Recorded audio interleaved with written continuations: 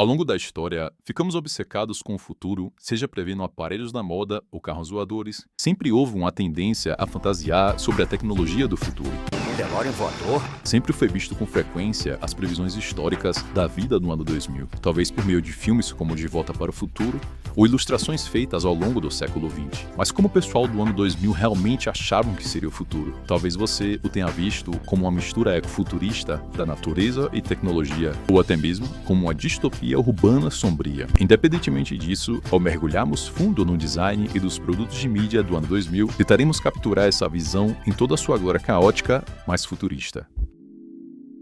Com o novo mundo dos dispositivos digitais particulares batendo na porta e os grandes saltos em todas as outras áreas da tecnologia, a estética tecnológica teve como objetivo refletir o anseio e a expectativa do futuro. Embora certamente não seja um único estilo, muitos desses primeiros designs de interface do usuário se enquadram no que hoje é amplamente conhecido como Frutiger Aero, usando elementos mais naturalistas, como água, manchas brilhantes de azul e verde, flores. Ele se tornou popular em muitos sistemas operacionais da época. A predominância de imagens naturais e planícies, gramados, como o papel de parede do Windows XP, por exemplo, tentou tornar a nova tecnologia mais familiar e menos intimidadora. Você não estava navegando em um arranjo brutalista de diferentes quadrados, mas em ícones claros e arredondados, com imagens reconhecíveis. A ideia era empolgar os compradores e atrair os mais conservadores e relutantes entre eles. Isso também se reflete no design dos dispositivos mais modernos. Por exemplo, os revolucionários iPods apresentavam esquema de cores brilhantes e fáceis de reconhecer, fazendo com que a então nova tecnologia parecesse menos assustadora.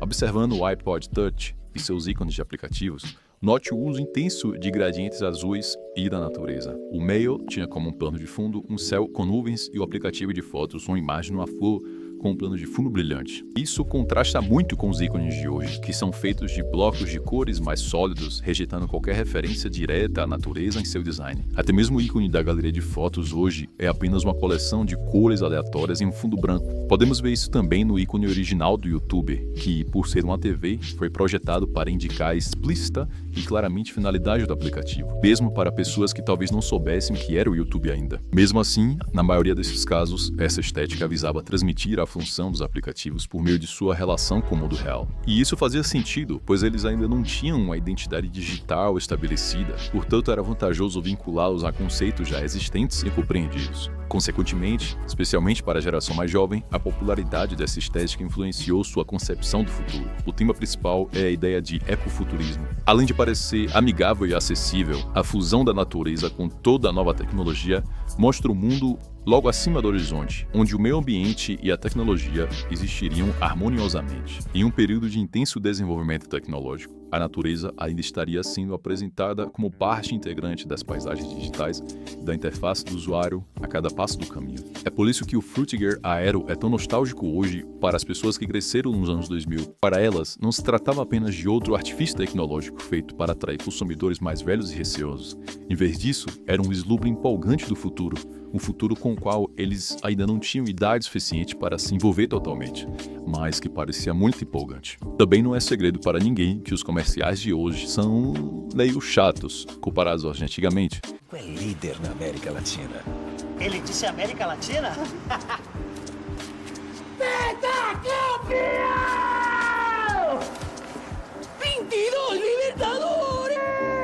Pois a TV e a mídia tradicionais começaram a ficar atrás dos serviços de streaming. Tem havido cada vez menos incentivo para criar os tipos de comerciais que você via nos anos 2000. Basta dar uma olhada neste anúncio do Windows Me, com imagens de enormes cubos flutuantes intercalados com feixes que conectam os computadores de duas pessoas. Você está sendo vendido com a ideia de que a tecnologia é essencialmente mágica. Compare isso com anúncios mais recentes, anunciados com base em suas soluções mais do que na empolgação por trás delas. Obviamente, isso não é algo ruim, apenas destaca como as atitudes das pessoas em relação à tecnologia mudaram. Quase todo mundo tem um computador agora e não precisa ser estimulado pela ideia de feixes de luz como naquela propaganda do Windows Me. Esses tipos de visuais antigos definitivamente tiveram efeitos duradouros. Entretanto, para mim, ainda vejo a ideia da conectividade online como uma grade gigante de blocos interconectados com pessoas diferentes entre eles. Passando para os comerciais de automóveis, podemos ver muito do futurismo ecológico que mencionei anteriormente e alguns dos anúncios de carros híbridos. mostra uma espécie de utopia surreal onde a tecnologia está perfeitamente integrada aos carros, à natureza e aos pássaros, por algum motivo. De qualquer forma, o comercial híbrido de 2010 da Ford compartilha alguns desses mesmos temas, com as folhas emergindo do painel e sendo expulsas do carro. O ponto principal aqui é que muitas das grandes empresas estavam pintando a ideia de que estávamos inevitável e rapidamente caminhando para algum tipo de paisagem estranha e hipersustentável. Eles geralmente optavam por cenários mais utópicos, mostrando uma paisagem idealista e futurista. E é claro que não se tratava apenas de carros híbridos. Até mesmo os cartões de crédito se apoiaram nessa estética para fazer propaganda.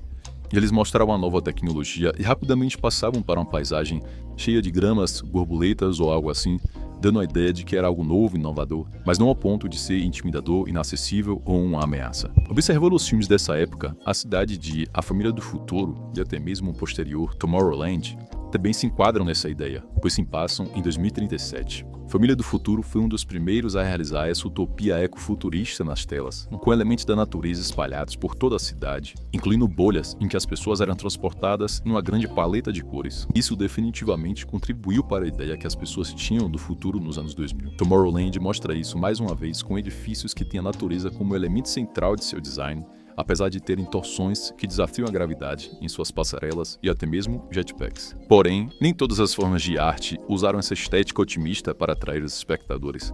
Algumas concepções e previsões futuristas eram exatamente o oposto, muitas vezes destacando as piores consequências possíveis de uma inovação tão rápida. Situado em 2199, você já deve conhecer, Matrix é o melhor exemplo disso, ou um dos melhores, mostrando um mundo dirigido inteiramente por máquinas. Grande parte do seu sucesso veio do fato de que as pessoas estavam e ainda estão cada vez mais aterrorizadas com essa possibilidade. A ideia de que nossas próprias criações poderiam eventualmente nos escravizar era uma premissa cativante, especialmente em uma época em que o otimismo e o idealismo tecnológico nos eram vendidos. De maneira geral, por muito tempo, pensava que estávamos caminhando para uma dessas duas possibilidades. Ou seria uma sociedade avançada, antinaturalmente verde, que cheirava a sabonete, ou uma distopia sombria em que perdemos o controle de nós mesmos ou das máquinas.